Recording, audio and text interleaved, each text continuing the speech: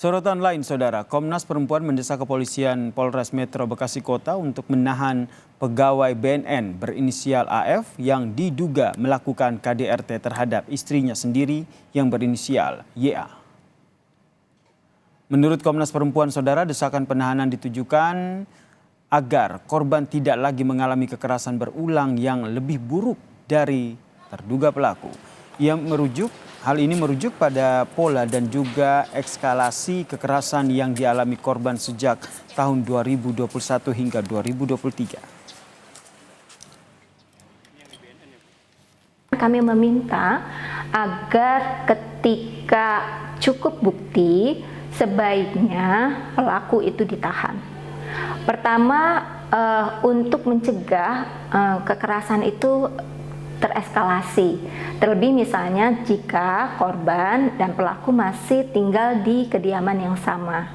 Pilihannya adalah ditahan agar korban tidak mendapatkan kekerasan yang lebih buruk.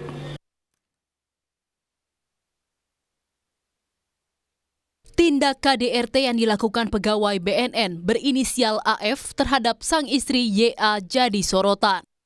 Aksi KDRT terungkap setelah video rekaman KDRT tersebut beredar luas di media sosial. Sebelumnya tahun 2021, korban telah melaporkan KDRT yang dialaminya. Sempat rujuk dan memberikan kesempatan kepada suaminya. Namun korban kembali mendapatkan KDRT berulang. Saya sangat trauma dan sekarang dua anak saya sama suami, saya cuma minta untuk Komnas Perlindungan Anak dan Komnas Perempuan bantu saya dalam kasus ini, karena biar bagaimanapun sepertinya suami saya harus diperiksa deh kejiwaannya, karena dia sudah berani melakukan tindak KDRT di depan anak-anak. Usai gelar perkara, pemeriksaan saksi-saksi, serta hasil pemeriksaan forensik, polisi akhirnya menetapkan pegawai BNN pelaku KDRT terhadap istrinya sebagai tersangka. Namun, meski berstatus tersangka, pelaku tidak menjalani penahanan. Polisi menyebut tersangka tidak ditahan karena dinilai kooperatif.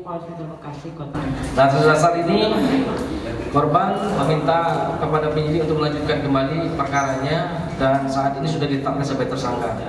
Jadi pertimbangan penyidik kenapa tidak dilakukan penangkapan, karena selama ini tersangka kooperatif.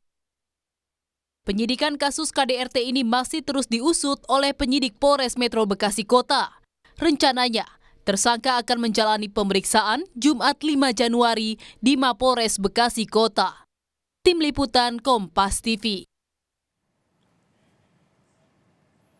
Terkait kasus ini, Saudara, kita akan bahas bersama dengan pengamat kepolisian dari ISIS, yaitu Bambang Rukminto, yang telah bergabung bersama kami di Kompas Malam. Selamat malam, Pak Bambang.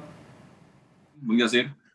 Pak Bambang, kalau kita lihat ini dari Komnas Perempuan mendesak agar pelaku ditahan. Kalau menurut Anda sesuai dengan aturan, itu seperti apa?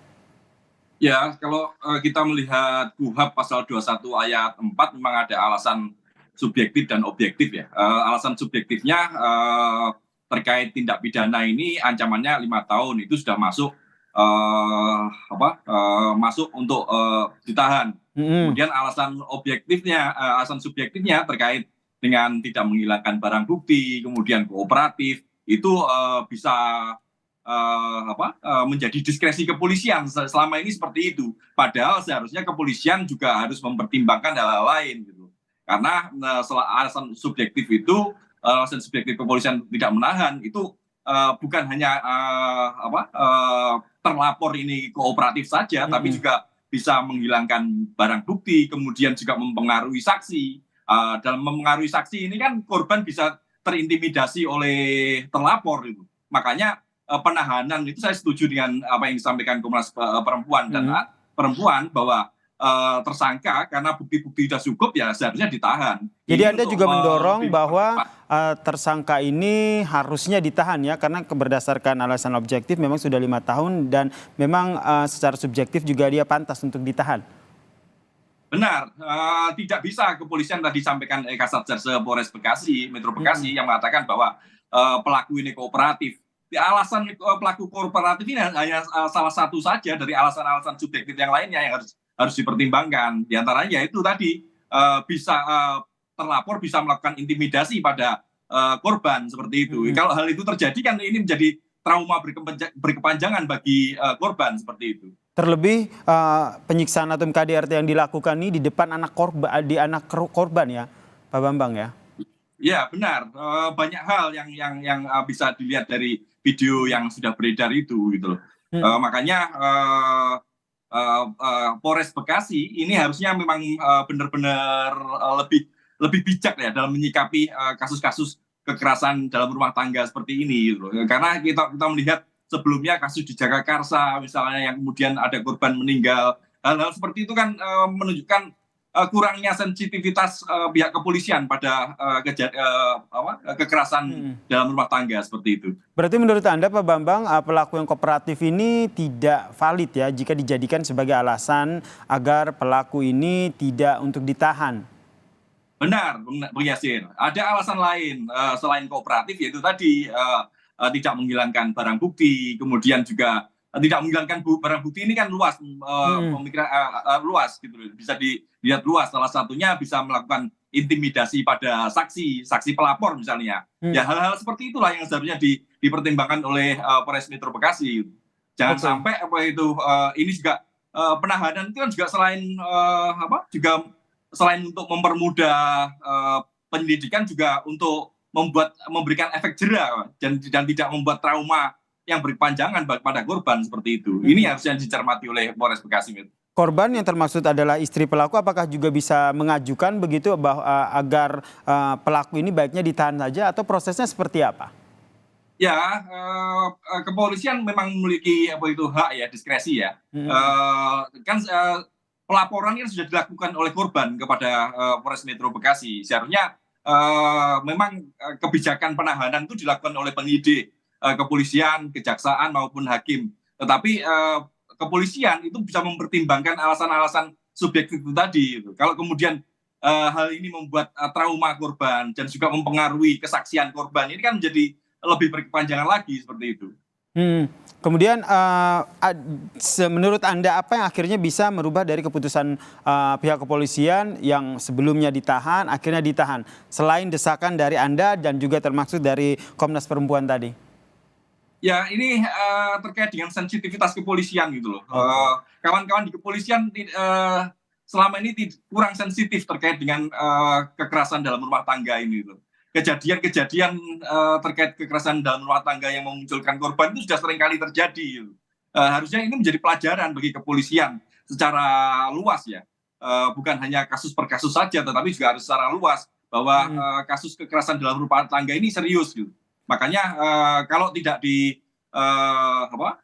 tidak ada tindakan yang lebih tegas terkait dengan perilaku seperti itu, ini akan terus terjadi gitu. Dan korbannya bukan hanya di Bekasi tapi di mana-mana, dan itu memang sudah terjadi seperti itu. Oke, termasuk memastikan bahwa ASN yang merupakan pegawai BNN ini tidak kebal hukum ya Pak Bambang? Benar, itu yang lebih penting. Ini apalagi ini terkait dengan ASN ya, yang merupakan aparat sipil negara yang seharusnya menjadi tauladan bagi masyarakat umum gitu. Tapi secara umum tidak hanya ASN saja, semua pelaku kekerasan dalam rumah tangga memang seharusnya diberikan tindakan yang tegas untuk memberikan efek jera seperti itu. Oke, berarti Pak Bambang juga mendorong agar pihak kepolisian ini menahan pelaku yang merupakan pelaku KDRT ini ya, Pak Bambang? Benar, harusnya kepolisian harus benar-benar tegas. Makanya tadi saya sampaikan bahwa ini terkait dengan sensitivitas kepolisian. Kalau kepolisian tidak sensitif terkait dengan kekerasan dalam rumah tangga, ini akan terulang terus gitu loh. Dan makanya harapannya sih Polres Metro Bekasi segera menahan pelaku karena tidak ada alasan yang lemah untuk tidak menahan gitu.